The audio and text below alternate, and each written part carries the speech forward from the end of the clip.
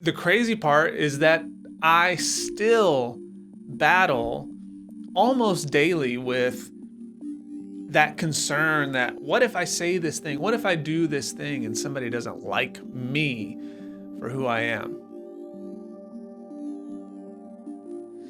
As creative people, we face a lot of different fears. Fear of failure, there's the fear of success, there's the fear that we are going to leave somebody behind. There's all kinds of fears that we tell ourselves, lies that we get caught up in. The saddest one for me is the fear of being ourselves. Why is it that as creative people, we're so afraid of doing the one thing that may make all the difference in how we connect with somebody? Earlier in my career, I really wanted to be a professional musician.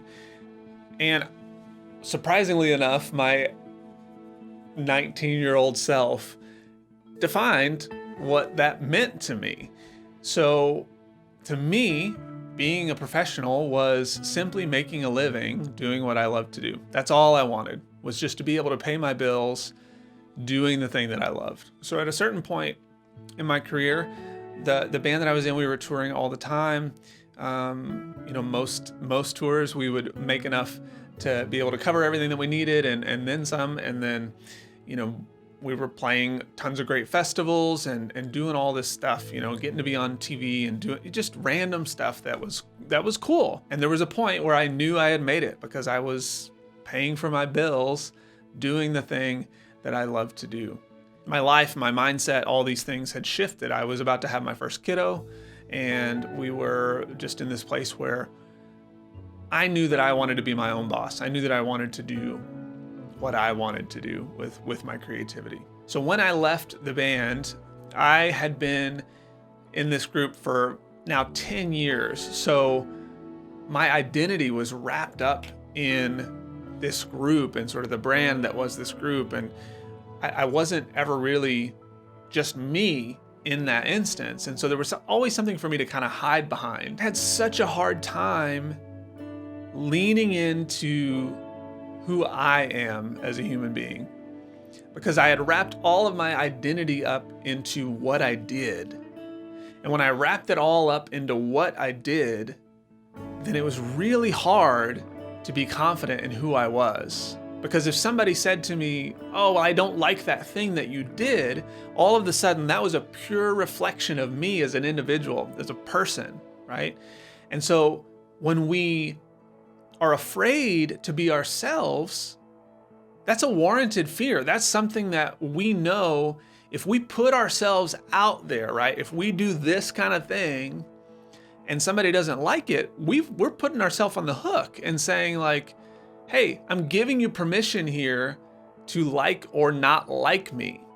So that is a warranted fear. We're sticking our neck out a little bit in that situation. But there was a certain point where I decided if I wanted to truly do the things that I wanted to do, if it was no longer about a paycheck and it was now about serving people, it's about being creative in new ways, being creative in business, being creative in illustration and video and all these other things that I had never really worked in before, these other mediums for me. I knew the only thing I could do was figure out how to be myself in this. I had to get a grip on who I was as a person and then detach who I am as an individual from my creative work. I am not the work that I create. How somebody perceives my work does not reflect me. The stuff that I put out there, my identity is not that thing. I still battle with that almost daily when I'm trying to make something, is that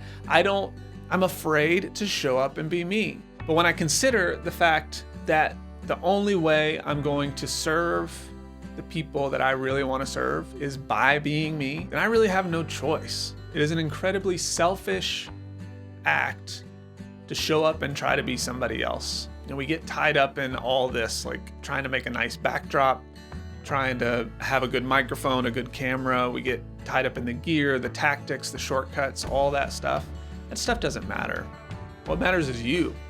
The things that you make, you are not those things. You are something much more than that. And for you to show up and only present the thing without presenting yourself, it does a disservice to the viewer. It does a disservice to the appreciator of your work, because we don't get to connect with the creator of this thing. So will you have the biggest audience if you start to show up as yourself? Maybe not. I mean, but maybe you will. Who knows, right? Will you have the biggest business? Will you be the next best-selling author or, millionaire photographer? I don't know.